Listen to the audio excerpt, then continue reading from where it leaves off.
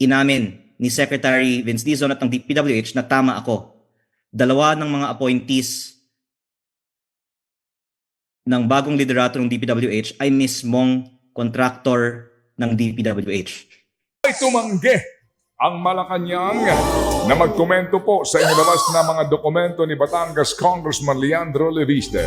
Matandaan pong ipinost ni Leviste online ang listahan ng umano'y kopya ng mga proyekto ng DPWH ngayong taon.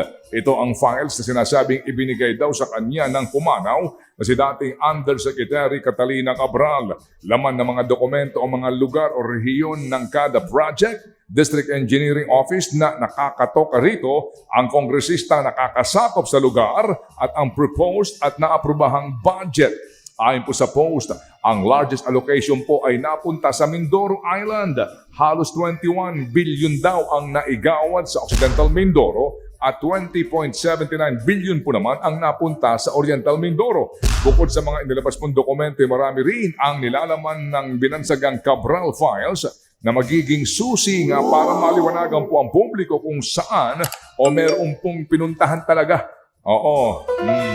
Ang mga nailabas pong mga pondo. Pero giit ng palasyo, sasagot daw lamang sila sa mga dokumentong authenticated ng DPWH. Pero kung hindi ito beberipikahin ng ahensya, ito daw ay magiging chismis lamang. I'm surprised that she hasn't talked to Sec Vince based on her statements because Yusek Claire Castro will make a fool of herself because Secretary Vince and many others will confirm the authenticity of the files that I've uploaded. Magandang araw po. Ito po si Rene Bay. Pag-usapan natin ngayon patungkol dito sa mga pangyayari nagaganap sa ating lipunan. Kumintuhan upo ng palasyo itong patungkol sa sinasabi ni Representative Leandro Leviste patungkol doon sa mga dokumento, patungkol doon sa mga insertion or sinasabi ng isang congressman na isang amendments. Sabi ng palasyo, hearsay. Opo, maintindihan namin yung hearsay dahil kahit anong mga kaganapan na nagkaroon ng interest sa lipunan or sa pribadong tao, pag hindi pa yon masampa doon sa korte, yung kwento na yon o reklamo na yon, manatili talagang hearsay. Pero yung hearsay na yon, hindi ibig sabihin, pagkakaintindi ko yung hearsay hindi ibig sabihin na hindi totoo. Dahil pinaliwanag na nga ng isang mambabatas na itong insertion or amendments ay legal naman yon na ginagawa ng mga mambabatas. Ang problema lang kasi, in-scam nila.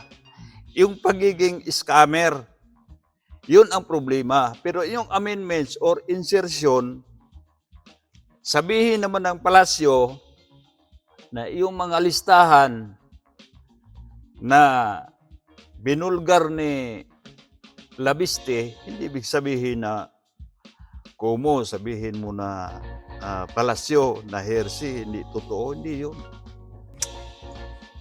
Alam po mga kababayan, pag ang palasyo magsasabi na hearsay, okay lang sa kanila hearsay. Yung mga paratang nila sa ibang mga kakontra nila sa politika, wala naman silang matibay na ebidensya, hearsay din yun, di ba? Ang parang pinaglaban lang niya kung ano talaga ang totoo. Bakit ganun ang nangyari? Wala naman sana, pinaliwanag na nga ng isang mambabatas na wala nang problema doon sa amendments. Legal naman pala yun. Ang pagiging scammer lang ng karamihan sa mga mambabatas, kaya nga nadadamay yung mga ibang mambabatas dyan na nagkaroon naman din sila ng sabihin natin ng mga insertion or amendments na ginagamit naman talaga nila ng totoo para doon sa kanilang mga constituents. Pero hindi ibig sabihin mga kababayan na kung mo kay hearsay, wala ng katotohanan. Meron pa rin yun. Hindi lang sila aamin dahil ayaw nilang gusto mabuking. Yun lang. Biro mo, simula sa mababatas, sa kamara, sa mga congressman, sa mga senators, sa mga undersecretaries, hanggang doon sa executives, sinasabi na nga eh. Hindi naman na pinangalanan, hindi naman specific yung mga, maliban lang na pangalanan ni Labiste ang kay Tere Redon.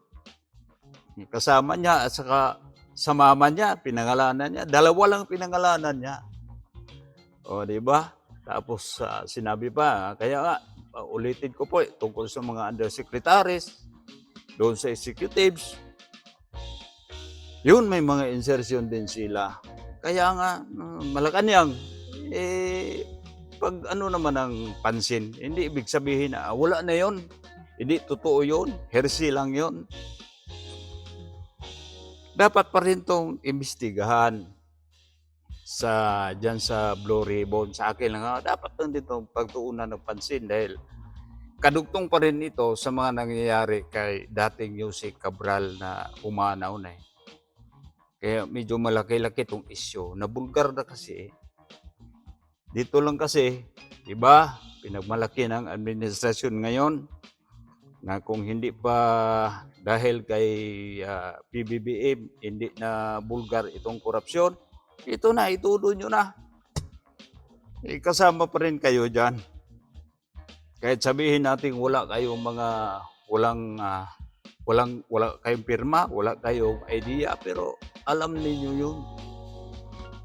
Itong mga mambabatas. Kaya ang sinabi na nga ni Labiste, kayong mga kapwa ko, congressman, umamin ho kayo.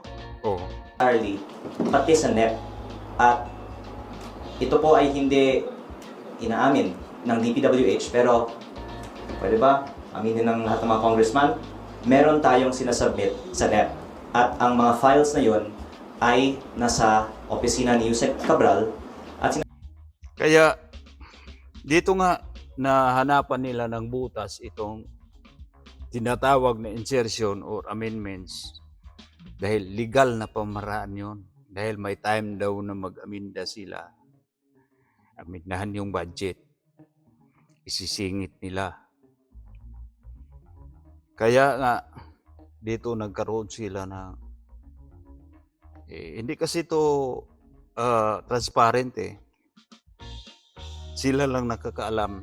Nabulabog lang ngayon na nagkaroon ng medyo problema. Nagkaroon sila ng napakalaking iskandalo patungkol dito sa flood control project na ginawa nilang gatasan itong flood control. Wala silang ibang binanggit kundi flood control. Para lang isalangkod ba kung saan nanggaling yung saan yung kukunin. Wala namang iba talagang direktang mapagkukunan ng corruption itong mga mambabatas hanggang sa gusto pang kumurap dyan sa gobyerno natin. Napakalaking bagay talaga dyan sa DPWH dahil doon lalabas yung mga malalaking mga proyekto. Simula waiting shed hanggang doon sa pinakatulay, hanggang doon sa pinakamalaking gusali ng gobyerno. Kaya dyan talaga parang pinagpistahan yung departamento na yon. Diba? Kaya sa atin lang mga kababayan, mapagmatyag tayo dahil iba kasi yung galaw ng mga politiko natin, hindi rin natin sigurado yung mga politiko natin maganda sa paningin natin, maganda ang nila, mapasaya yung mga constituent, pero yun pala itong pera na ginagamit nila, katiting lang pala yung dumating sa atin, malaki pala yung napunta sa kanilang bulsa.